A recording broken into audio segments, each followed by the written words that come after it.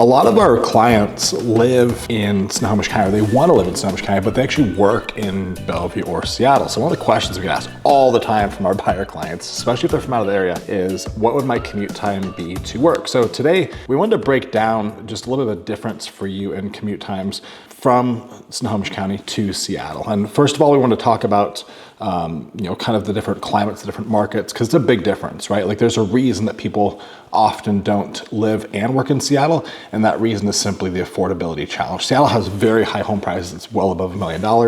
Bellevue is closing in on $2 million. You get up to Snohomish County, all of a sudden you've got home prices that are averaging more like $850,000. So it's definitely a little bit more value if you're okay with driving a little bit. So the first thing I want to talk about is just kind of that affordability difference. Like in Seattle, your average home price at $1.13 million as of last month comes out to about $7,600 per month at a 6.25% interest rate and 10% down. That's a pretty big payment, $7,600 a month. Like that's a lot of money, right? Yes. In Snohomish County, we had an average home price last month of about $820,000, and that came out to about $5,800 a month with that same down payment, same interest rate. So the closer you get to Seattle, the more expensive things get. When I talk to our buyer clients, I often tell them that Seattle and Bellevue represent what I call the epicenter of high pricing in our state. So the further north you get of Seattle, oftentimes the more house you're gonna get for that money. What about the vibe in Seattle versus Snohomish County? Yeah, exactly right. And I think that's one of the reasons that we are seeing people move out of the city and more into Snohomish County and doing this commute is because the vibe of Seattle itself, it's a big city, right? So it's super hectic. It's really, really busy. Streets are full a lot. Traffic can be really atrocious at times. You know, the housing is really close together. You're not going to find a significant amount of neighborhoods where you actually have nice big yards or tons of space. There's a lot of urban type housing or zero lot line housing. So, you know, the population of 750,000 people just in the city of Seattle alone, it's got that busy urban vibe where you now go up to Snohomish County and obviously there's going to be pockets of, you know, more urban or more rural areas within Snohomish County in general. But overall, the county is way more laid back. You've got more of a country vibe. You've got a lot of neighborhoods in multiple cities all over Snohomish County with bigger lots, with bigger yards, with more acreage properties. The population of the entirety of Snohomish County being just over what Seattle proper is, about 850,000. You've got less dense living, but of course this is spread over 19 different cities, different towns. So Everett, for example, is only about 111,000 population. So again, you're going to have a little bit of some pockets of area that are a little more dense, a little busier, but a lot of areas, a lot of nice neighborhoods with big yards and more space. And so a lot of people, when they think about living in Seattle, oftentimes if they want to live there, there's a couple of lifestyles that they are attracted to. The first lifestyle is kind of that Green Lake old home that's been historically updated and renovated, and you can walk to a lot of different places. Like that sort of vibe is really attractive to a lot of people, and rightfully so. Like if you go to like Green Lake, beautiful area, lots of walkability, lots of fun stuff, bars, restaurants going on. So a lot of people are after that type of lifestyle. On the other end of that is kind of the really urban concrete jungle lifestyle where you're living in a high rise, 20 stories above the city. Some people are really after that, and that is definitely something that you can find in Seattle if that's what you're looking for.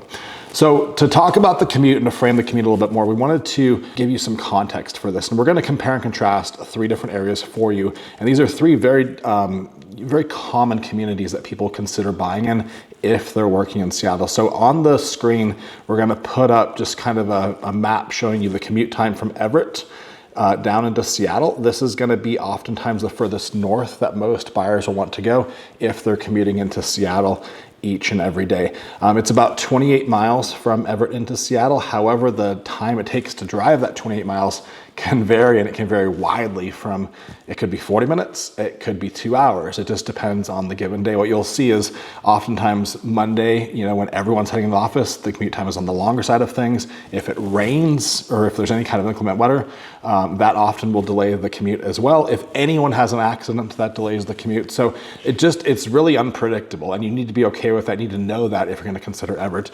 But Everett is going to get you way further down on the average home price. The average home price in Everett, like you can find a great home at $650,000, $700,000 or a little bit above that. So definitely one to consider. The second one that we wanted to put out there for you to consider is Bothell.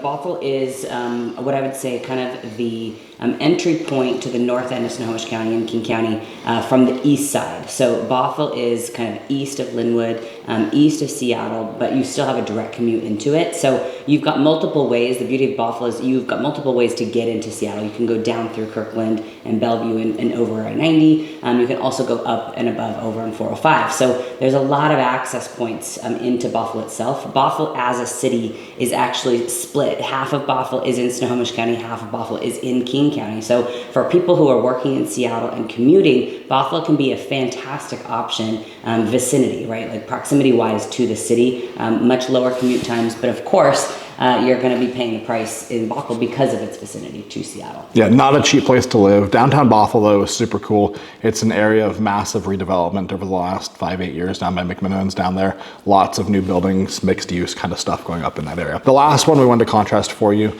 is a very popular community. It's Edmonds. Edmonds is right on the water. It is a beautiful, beautiful little town, like a really fun main street. You know, if we're ever trying to do a date night, oftentimes Edmonds is a fun place to go if we want to drive down there, just because you can walk around to so many cool places. You can walk down to the waterfront, the ferry is right there, and then you've got bars and restaurants, some really good restaurants as well. It's kind of like a hot spot for really good restaurants if that's what you're into, and just the walkability makes it really fun. There's a lot of nice homes in Edmonds, but the home prices are not going to be as favorable as some of these other areas. It's going to be very Seattle-like home prices, if not even a little bit more expensive, just because so much of Edmonds are view properties. Edmonds is really on a hill, that's why it's called the Edmonds Bowl, and a lot of those properties have amazing knockout views, but you're going to pay to have those views, okay? A couple other considerations I just wanted to give you. The first thing is that you probably want to stay relatively close to the I-5 corridor if you're going to be commuting into Seattle. So that might knock out areas like Granite Falls. It could knock out something like Sultan. Things that are like really far off I-5, because I-5 is going to get you like right into Seattle as quick as possible. If you're more than like, you know, I don't know, 3 to 5 miles off of I-5, it could really add to your commute time and make that something that's not sustainable to do day in, day out. The second consideration I want to share with you is the light rail. The light rail has been talked about for 25 years in this area. It's always been under construction. It's a really big thing, but it's finally almost done. I don't personally know anyone that's ridden the light rail, but apparently it is running, or is about to be running, daily to Linwood. So that is in the works, and they're also going to be bringing that up to Everett. Who knows when that's going to actually happen, but that is in the works. And light rail, you know, if you look at a lot of other big cities, you know, we travel a lot, and a lot of other cities have really great rail infrastructure, whether if it's subway, like underground, or above ground. And Seattle really lacks that infrastructure. It's all you have to drive in, or you got to get on a bus to get in. And so light rail really does open up a lot of ways to possibly lighten the commute for everybody, get into the city a lot easier, maybe be working while you're on the light rail, things like that, make better use of your commute time when you're not actually driving. So those are some considerations. The other one is kind of what Rachel talked about earlier, is if you look at a map, and we'll put it up on the screen, is where I-5 and 405 come together, kind of makes like a wishbone effect, right? And if you're wanting to be in Seattle or Bellevue, you probably want to be centered around that. It kind of centralizes around Linwood. Linwood, very, very popular area as well to live in if you want to work in Bellevue or Seattle, and it's really easy access to either one of the big cities. Is there anything else you want to add about commute times? No, I think that, you know, it's really deceiving unless you know somebody locally, which is why we wanted to put on this video, was because, you know, if you look at a map, Seattle proper looks like it's actually so close to everything, which is absolutely true. But because of the density of the population, and we've got the ocean on one side and then mountains on the other side, so we're really kind of, you know, sucked into this corridor.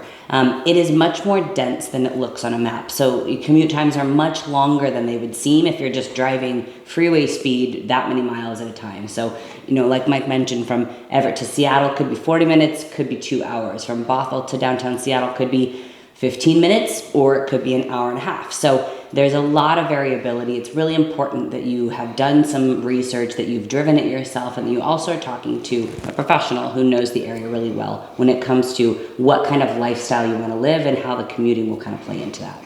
Absolutely. And one other just kind of insider tip from someone that lives in Snohomish County. About 5 years ago, they opened up commercial flights into Payne Field, which is in Everett. That's where the Boeing manufacturing site is at, and where Boeing runs a lot of their test flights out of. They started running commercial flights out of there about 5 years ago. So you don't actually have to drive all the way down to Seattle if you need to fly out. So if you're someone that needs to go to the airport for work a lot, you possibly could fly out of Payne Field and Everett and save a lot of time. They don't fly everywhere, but they fly to Vegas, they fly to Phoenix, they fly to San Diego, they fly to Orange County. A lot of those like common areas and a few others as well. And there's a flight or two going out of there every day. It's a very seamless airport experience, like right through security, right to the plane. You can literally get there 20 minutes before your flight takes off and you're good to go, versus in Seattle where it's a super hectic and long security line. So keep that in mind as you're evaluating different locations if you're someone that needs to fly for work commonly, okay? Any questions, of course, reach out to us.